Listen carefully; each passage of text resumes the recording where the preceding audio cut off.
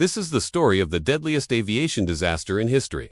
On March 27, 1977, two Boeing 747s were approaching Tenerife Airport in the Canary Islands. One was a KLM Cityhopper Flight 4805 and the other was a Pan Am Flight 1736. Both planes had been diverted due to an earlier bomb threat at Las Palmas de Gran Canaria Airport. The situation will get confusing, so pay attention.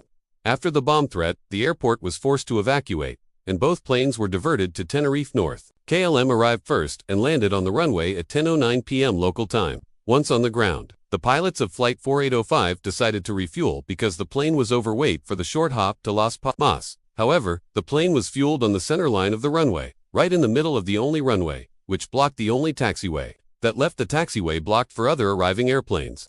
This included the Pan Am Flight 1736, which was carrying 396 people. The crew of Pan Am 1736 asked the airport authorities what they should do, but the response was nothing yet, so they waited on the runway for half an hour.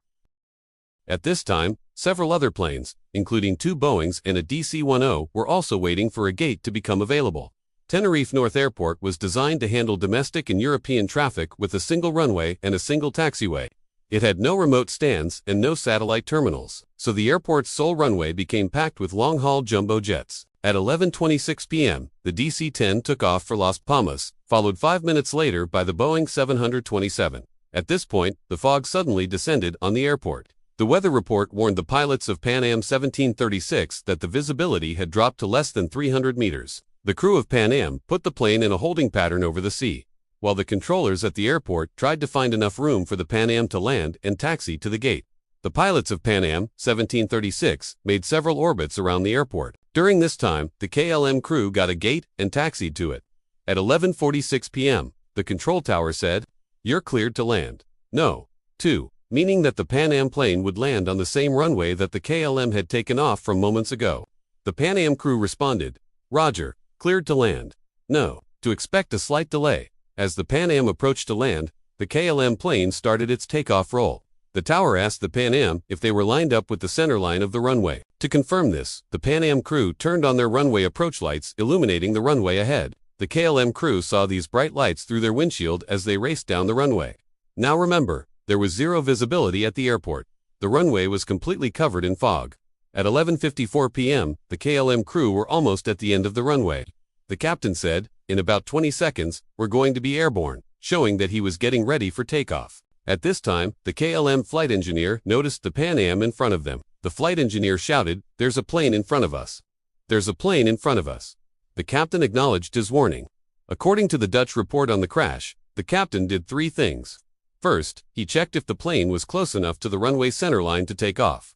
He looked in the direction of the airplane in front of them, and he moved the control column to check if he had enough control authority to go around. For reasons unknown, he decided to continue the takeoff.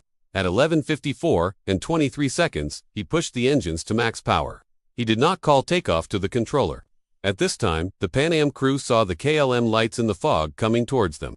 The Pan Am crew did everything they could to avoid a collision. The Pan Am captain applied full braking and swung the plane to the right edge of the runway. He said, "Go, go, go," indicating that he was doing everything he could to avoid a collision. Unfortunately, KLM was unable to stop. Their nose gear touched the ground first, which caused the plane to lose altitude. Then the left wing hit the ground. This tore off Pan Am's tail assembly. Their left wing ripped through the fuselage of Pan Am. Both wings were ripped off the KLM plane and the fuselage was ripped in half. The KLM 747 burst into flames. As soon as it hit the ground, the 2 pilots who sat in the left-hand seat ejected, but their seats did not eject properly, and they were killed along with their 6 crew members. The 248 people who were on board perished in the crash. The Pan Am was also destroyed. Parts of the KLM 747 were hurled into the remaining Pan Am, ripping a hole into the fuselage. The plane continued to move on the runway for 900 meters after the collision. It came to rest when it ran out of runway. The fire spread quickly through the fuel-soaked plane. Several survivors tried to escape through the rear of the plane, but the metal sheet that covered the emergency exit was screwed from the inside and could not be opened. Of the 396 people on board, 61 survived. During the initial investigations, the blame was squarely placed on KLM. Their captain took off without clearance and into a cloud of fog.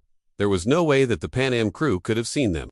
However, there was more to the story. After examining the cockpit voice recorder, It was discovered that the KLM crew had inadvertently set their altimeter to the current pressure altitude, instead of the outside pressure altitude. This meant that the plane was heavier than what the pilot had planned for. To compensate for this, the pilot added 200 kilograms of fuel to the left-hand side tanks. This imbalance in fuel, along with the fact that the plane was taxiing on the center line of the runway, led to the crash. But what about the Pan Am crew? Well, they too made several mistakes. When the Pan Am landed, they did not use the reverse thrust to slow the plane. This meant that they took longer to taxi to the gate, during which time they could have moved away from the center line. Also, their flight engineer did not alert the crew when the KLM plane was spotted. He was supposed to say, "Stop, stop, stop," but he said, "There's a plane in front of us." These minor delays cost 583 lives. Following the incident, the International Civil Aviation Organization, or ICAO, worked with airlines to implement changes to prevent such incidents from happening again. Most importantly, they made sure that pilots everywhere used standard phrases when communicating with air traffic control. For example, whenever an aircraft is cleared to take off, the pilot will repeat the word "take off" to confirm that they understood what the controller said. Phraseology made sure that there was no misunderstanding between pilots and controllers. Controllers were also instructed to make sure that planes did not take off unless they had clearance to do so. The Tenerife disaster led to the installation of ground radar systems at major airports to help pilots navigate in bad weather. Furthermore, markings on runways, taxiways, and holding points were standardized across the world. This made it easier for pilots to orient themselves on the ground and in the air. To this day, the accident at Tenerife is the deadliest in aviation history. As we remember the 583 people who died, let us also celebrate the fact that the worst disaster in aviation history also led to positive change in the industry. The lessons learned that day ensured that the industry was safer for everyone. And thank you for watching. Our channel depends on viewers like you. Please consider supporting us. We hope you've enjoyed this episode. And if you liked it, please give us a thumbs up. You can also subscribe to our channel for new episodes every week.